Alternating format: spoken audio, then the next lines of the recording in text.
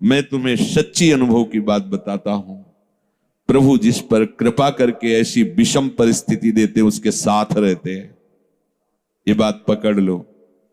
जब तुम्हें सब छोड़ रहे हो, प्रतिकूलता घेर रही हो, अव्यवस्था घेर रही हो, तो तुम आसपास अनुभव करना वो है, क्योंकि वो ऐसे में छोड़ नहीं सकता। जब वो इतना बड़ा कृपा करके हमारे साथ महामहिम कार्य कर रहा है, माया मुक्त करने, वो जानता है कि ये बहुत कमजोर हैं, लड़खड़ा जाएंगे, इसलिए वो साथ रहते हैं, हरि साथ रहते हैं। और वो धीरे धीरे कहते रहते, मैं तुम्हारे पास हूं, डरना मत। संत रूप में, गुरु रूप में, शास्त्र रूप में वो समझाते रहते, डरना मत, मैं तुम्हारे पास हूं। सच सच वो अपनी गोद में ले लेते हैं ऐसे उपासक को, वो अपने अंक में ले लेते हैं। जिसको जगत से निराशा मिली वो हरि की गोद में बैठ जाता है।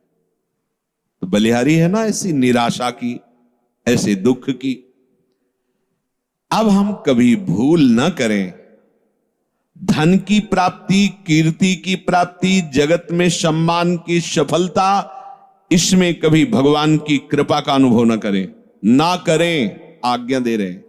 महाराज अम्बरीश अपने समस्त वैभव को स्वप्न तुल्य मानते थे, चरित्र में आया है। उसका कोई महत्व तो नहीं होना चाहिए। दीनता, दुख, अभाव, निंदा, असम्मान, ये महामधुर मंगलमय भगवान की कृपा हुई है, इसे आदर पूर्वक स्वीकार करो। फिर ध्यान दीजिए, धन, मान, कीर्ति, जगत की प्रत्येक सफलता, अनुकूलता, इसमें कभी भगवान की कृपा को मत मानो। ये महापुरुषों के वचन है। दूसरे इसमें टिप्पणी कर सकते हैं कि भगवान की कृपा न माने, तो इसमें क्या माने? ये भगवान की कभी कृपा नहीं हो सकती। वो अपने कृपा पात्रों को माया में नहीं फंसाते, इसी का नाम माया है। जब उसकी चित्त वृत्ति भगवदाकार होती तो स्वयं यश फैल जाता है, स्वयं सारे वैभव उसके चरणों में लौटते हैं, पर वो उसका आदर नहीं करता, अंदर से उसके प्रति मात तो नहीं रहता। ये अंदर की बातें हैं। दीनता, दुख, अभाव, अकीर्ति, निंदा, असम्मान, मधुर मधुर मंगल में भगवान की कृपा हुई है, इसको स्वीकार करो। यह है भगवान की कृपा। अब बोलो, हमारे ऊपर भगवान की बड़ी कृपा है। अनुभव करो, तुम्हारे ऊपर प्रभु की बड़ी कृपा है।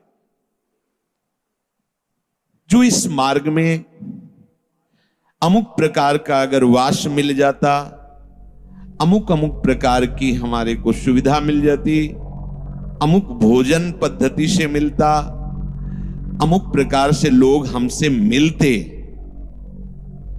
अन्य अन्य सुविधाएं, तो हम समझे भगवान की कृपा है।